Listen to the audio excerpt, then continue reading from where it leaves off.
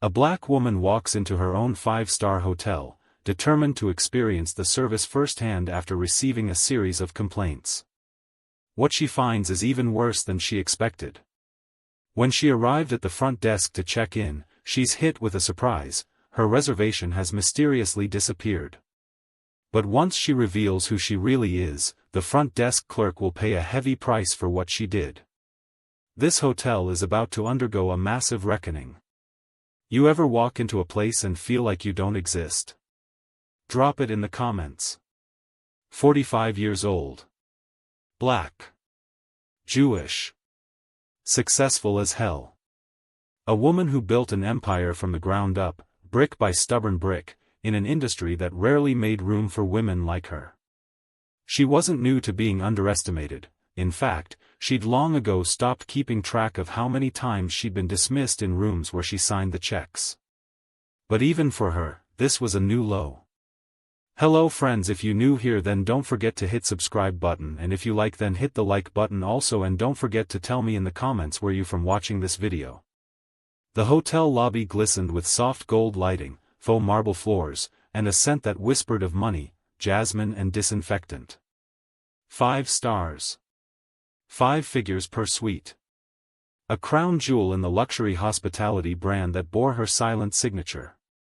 She had designed this lobby. That chandelier above the concierge? Her idea. The custom art behind the front desk. She commissioned it personally.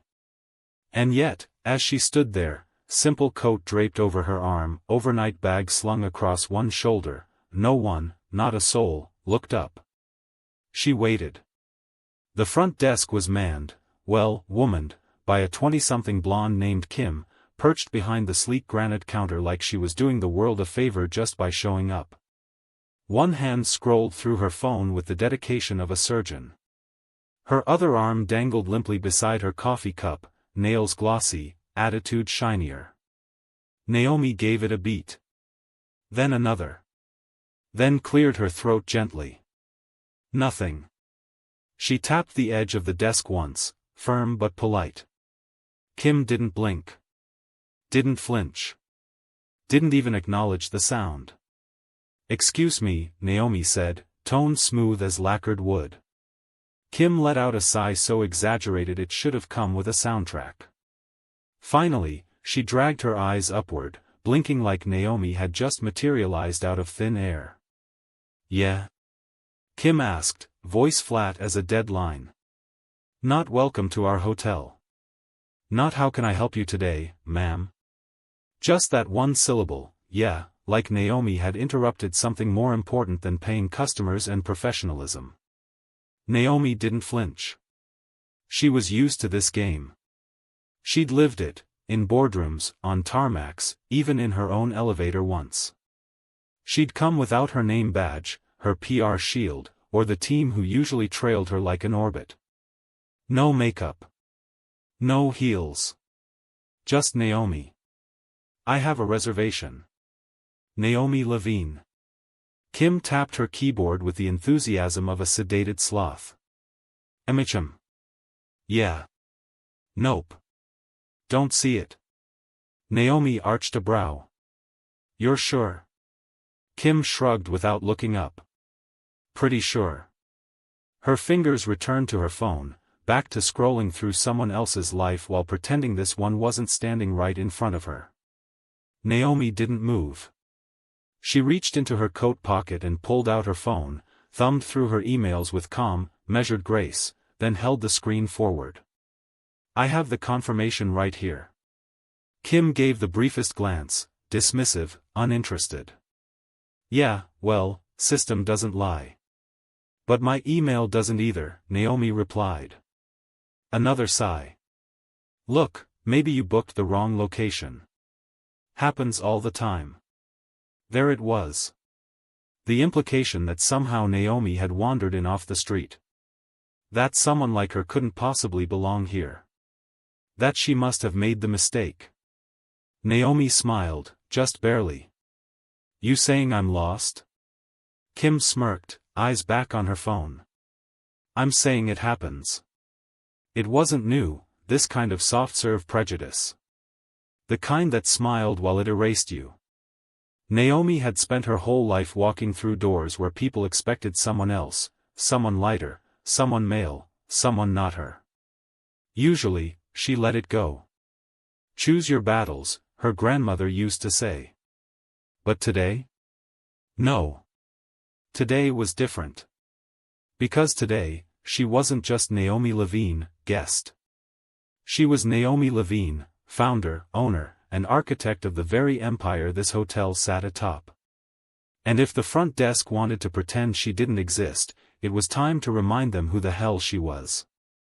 She reached for her second phone, the internal one, and tapped in her credentials. The system blinked awake, revealing everything. She navigated to her reservation. There it was, booked, confirmed. Then she paused. Just for curiosity's sake, she opened the admin log. And there it was. Reservation deleted by Kim, desk clerk. Signed shift, 4:12 p.m. Naomi tilted her head, intrigued. She looked up, her voice even. Kim, can I ask you something? Kim didn't glance up. What happens when you delete a reservation? Kim chewed her gum. Takes it off the system. Why? Who has permission to do that? Kim rolled her eyes. Front desk staff. Like me. Naomi turned the phone screen around slowly, letting the glow of her digital receipts reflect right back into Kim's suddenly widening eyes. The color drained from her face in real time. Because there it was, her name, her fingerprint, her arrogance. Naomi leaned in, voice quiet, low, controlled. So tell me, Kim. Why the hell did you delete my reservation? Kim's mouth opened, but no words came. Her eyes flicked between Naomi's face and the phone screen, now glowing with undeniable proof. For the first time since Naomi had walked through the lobby doors, the girl looked unsettled. Her earlier bravado began to fray at the edges, and her fingers twitched slightly, like they might rewind time if only they moved fast enough.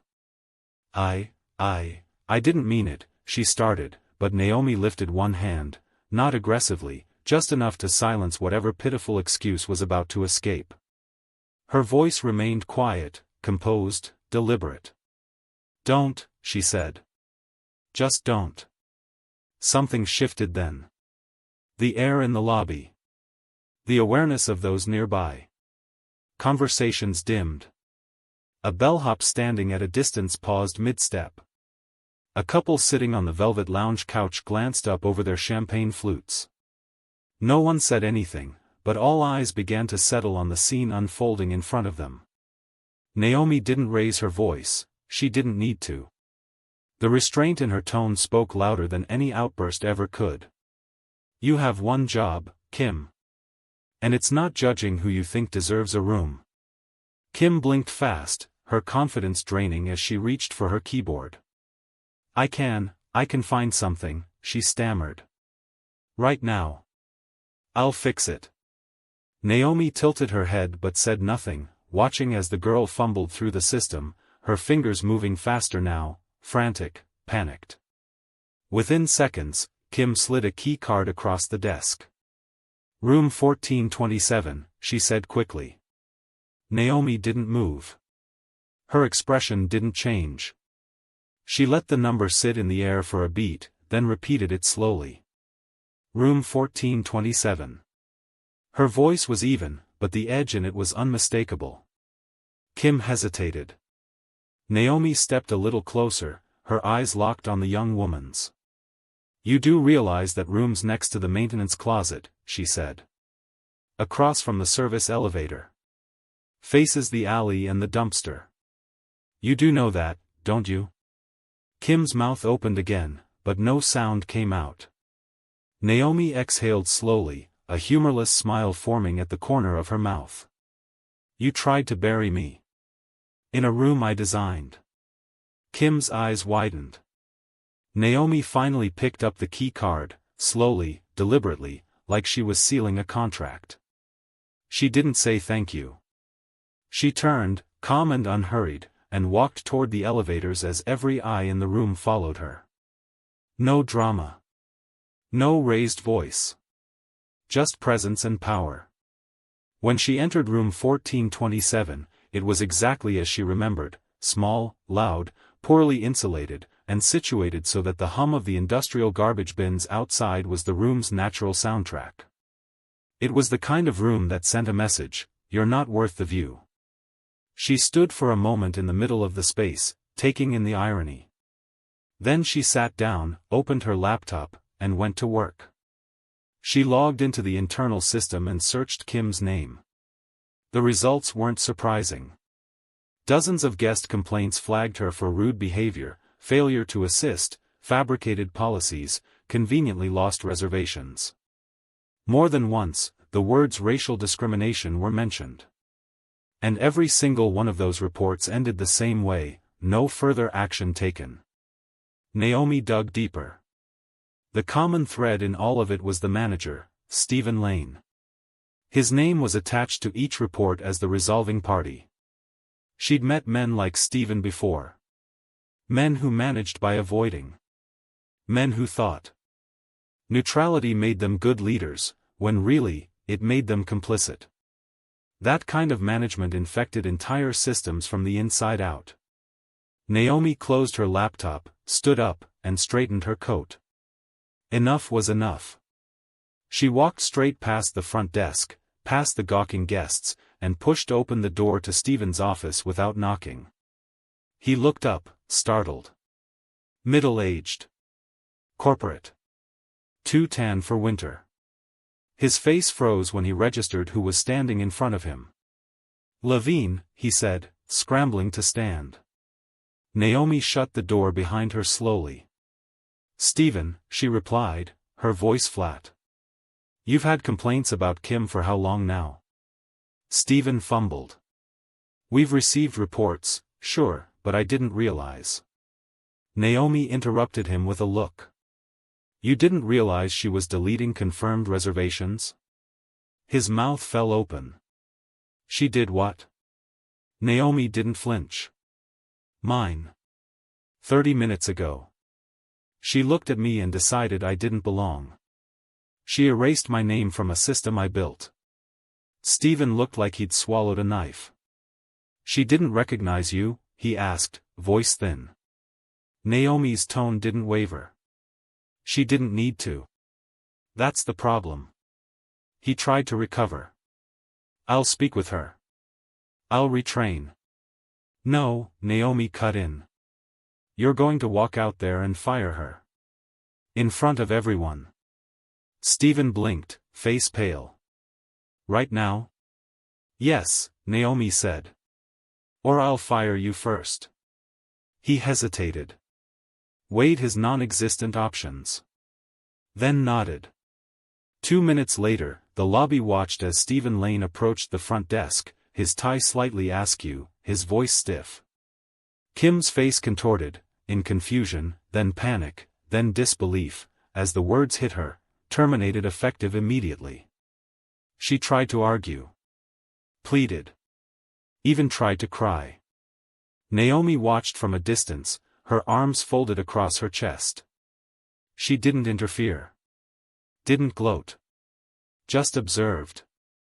When security escorted Kim out of the building, she threw one final glance back toward the lobby. Her eyes found Naomi, and for one split second, recognition dawned. But it was too late. Naomi had already turned away. Justice had been served. But justice wasn't the end, it was only the beginning. As the glass doors closed behind Kim, and the echo of her heels finally faded into the marble silence of the lobby, Naomi stood still for a moment. Not in triumph, but in clarity. She hadn't come here to be recognized. She'd come here to see the truth. And now she had. What happened with Kim wasn't just an isolated act of disrespect, it was a symptom. A sickness. One that had been festering under her brand's name, infecting the very places she once designed to be sanctuaries. For every guest, not just the ones who looked the part. Stephen was still standing near the front desk, his posture stiff with shame and uncertainty. His eyes flicked toward Naomi, like he was waiting for a verdict. But she didn't speak. Not yet. She walked past him without a word and returned to the elevator, not bothering to look back. The moment the doors closed, she finally allowed herself a breath. Slow.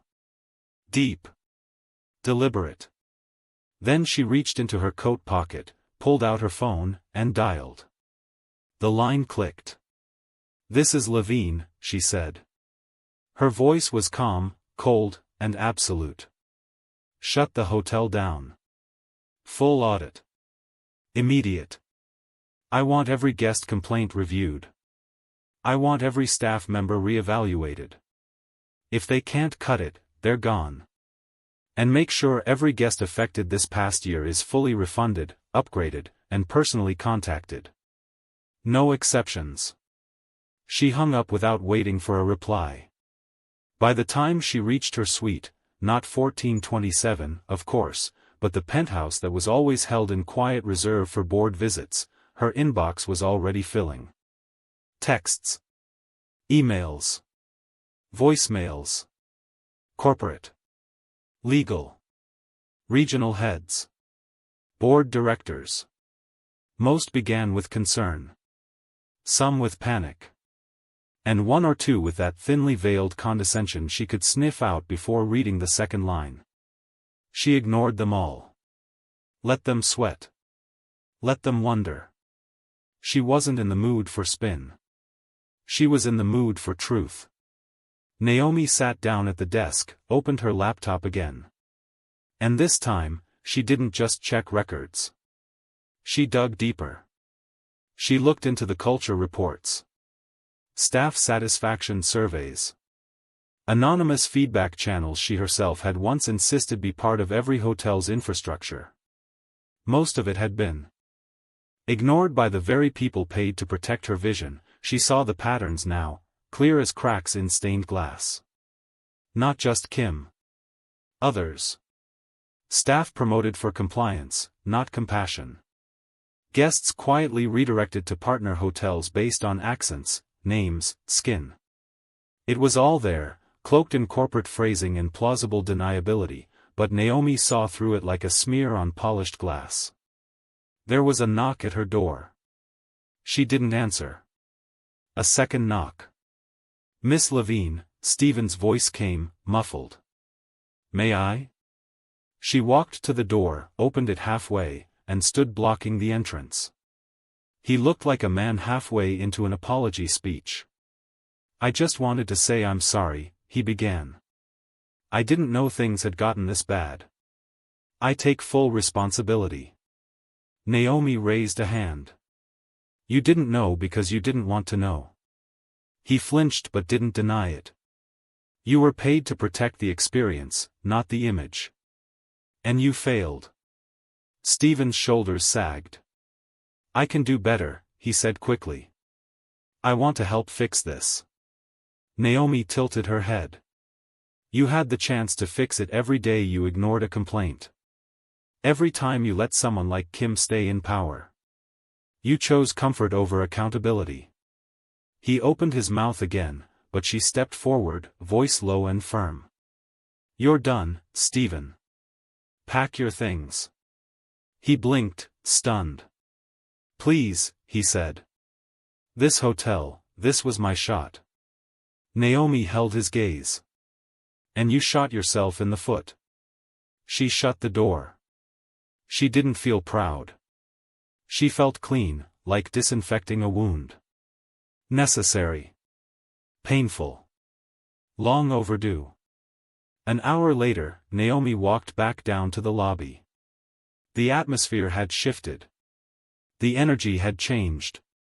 The remaining staff stood straighter, spoke with clarity, moved with urgency, not fear, but focus. A young man behind the desk, early 20s, nervous but eager, looked up as she approached. "Miss Levine," he said, voice respectful, "is there anything I can do for you?" She nodded. "Yes. You can tell the team out here the truth." He blinked. "The truth, ma'am?" She leaned on the counter. "Tell them I'm not here to scare them. I'm here because someone let this place forget what hospitality means. And I'm not letting that happen again." He nodded quickly, swallowing hard. "Yes, ma'am." Naomi turned and looked across the lobby. The piano music still played overhead, soft, slow, but something was different now. People moved with purpose. Guests were being greeted. Smiles, real ones, returned like sunlight through stained glass. It wasn't fixed. Not yet. But the house was no longer rotting in silence. She had torn back the velvet curtain. Now came the rebuild. And this time, no one would pretend she wasn't watching. It wasn't the lobby that made Naomi pause. It was the silence that followed her, not the awkward hush of fear, but something deeper. A respect beginning to take shape. A recognition earned not by name, but by action. She'd seen it before, in boardrooms where she refused to be sidelined, in meetings where men 3 decades younger called her dear, and in the eyes of housekeepers and bellboys who always knew where the real power lived, long before management did. But this time was different. This time, it came from within her own empire. And that made the silence heavier. More personal. Later that evening, Naomi sat alone in the penthouse suite. Floor-to-ceiling windows framed the city skyline, glittering like 1,000 quiet truths. She held a glass of water in one hand, not wine. Not tonight, and stared not at the view, but through it. A tablet lay on the table beside her, filled with reports, figures, staffing projections. But she wasn't looking at numbers now. She was remembering.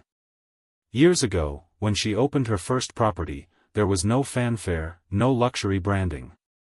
Just Naomi. A staff of 12. A rundown building she believed could be something more. It wasn't about grandeur.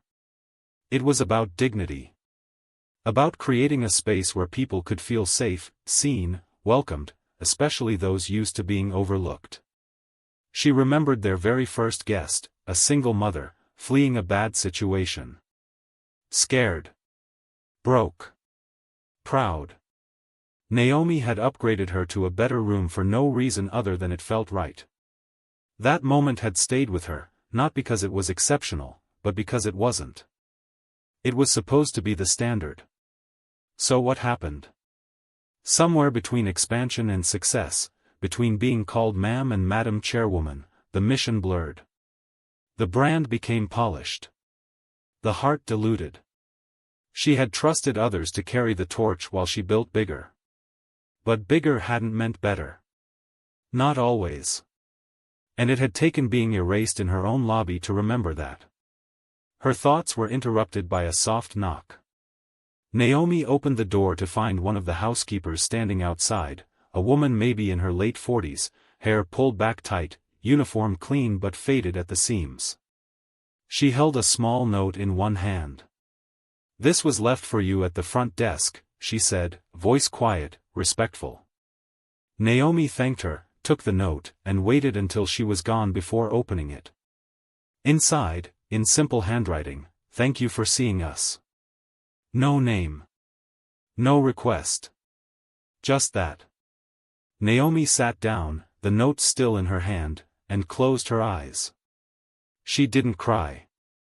She didn't need to. What she felt wasn't grief. It was clarity. The next morning, she walked the property before sunrise. No press. No entourage. Just her, moving through the halls like she had in the old days, checking linen carts, inspecting breakfast trays, listening to how staff greeted early guests. She asked questions, not the kind that appeared in reports, but the kind that lived in break rooms. "What's the hardest part of your shift? What do you wish we did better?" Most were surprised she even asked. More surprised that she listened. And when she smiled, it wasn't for optics, it was gratitude. By late afternoon, she gathered the department leads in the conference suite. She didn't sit at the head of the table. She didn't wear the power blazer. She came in a navy cardigan and loafers, hair pulled back, eyes steady. When she spoke, her voice was soft, but unflinching. "We lost our way," she said. "Not all at once. Not in big ways. But in quiet decisions. In silence where there should have been accountability. In policies that served the brand more than they served people." She looked around the room. Some were embarrassed. Some angry. A few relieved. But they were listening. "I'm not here to punish anyone trying to do their job," she continued. "But I will no longer protect anyone who uses this company to shrink others." Then she laid it out. A new culture audit. Mandatory empathy training. Anonymous staff feedback integrated into performance reviews. And a rotating guest advisory board, made up not of influencers or elites, but of real people. Past guests with real experiences, both good and bad. She also announced a return to her original model, a quiet scholarship fund for displaced workers in the hospitality industry. No press releases. No branding. Just action. When she finished, no one applauded. That wasn't the point. What followed instead was something better: conversation. People began asking questions. Making suggestions. Owning the flaws. Naming the wounds. For the first time in years, Naomi felt it. Alignment. Not in brand language. In purpose.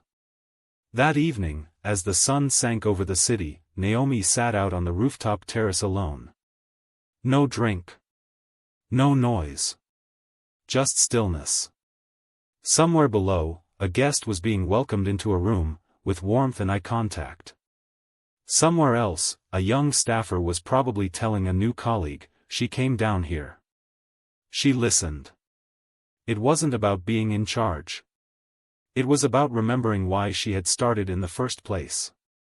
She closed her eyes and let the wind move around her. Then she smiled, not for the empire she had built, but for the foundation she had just laid again. Brick by steady, uncompromising brick. Change didn't begin with announcements. It began with repetition. With showing up. With being seen in places where power usually didn't bother to stand. Over the next 6 weeks, Naomi wasn't in boardrooms. She was in kitchens. In linen closets. In service elevators most executives couldn't find without a map. And she didn't bring cameras or quotes. She brought questions. She asked the pastry chef what inspired him. She asked the night receptionist what she needed most to feel safe on shift. She sat on overturned milk crates and staff room stairwells and listened to stories no one had ever written down. And every night, she returned to her suite not with numbers, but with names. Those who remained watched her in quiet disbelief at first. Some thought it was a phase. Some, a PR stunt. But Naomi didn't blink. She read every performance file. She reopened every unresolved complaint. She personally called guests who had been ignored, marginalized, forgotten. Her apologies weren't polished, they were honest. "We failed you," she said more than once, "and I'm here to make sure we don't again." Behind the scenes, the structure was shifting. She rewrote the training manual herself, not through consultants or agencies, but from memory. From instinct. From her first principles. Empathy is a skill, not a slogan. Respect is not earned by appearance but granted by default. And power, in the right hands, should feel like shelter, not shadow. She introduced what she called the mirror check, a daily self-reflection ritual every staff member would do before their shift. 1 minute. 2 questions. Who do I serve today? And who do I see when I look at them? It sounded small. But it changed everything. The first hotel she piloted under this new system was the same one where Kim had once erased her name. Now, it became the heartbeat of the reform. Front desk agents were retrained, not to recognize status, but need. Room upgrades were no longer based on spending tears alone, but on human moments. The exhausted mother with 2 kids. The elderly man traveling for his wife's surgery. The quiet couple celebrating 30 years with modest means. Kindness became part of the compensation structure. Staff who demonstrated emotional intelligence weren't just praised, they were promoted.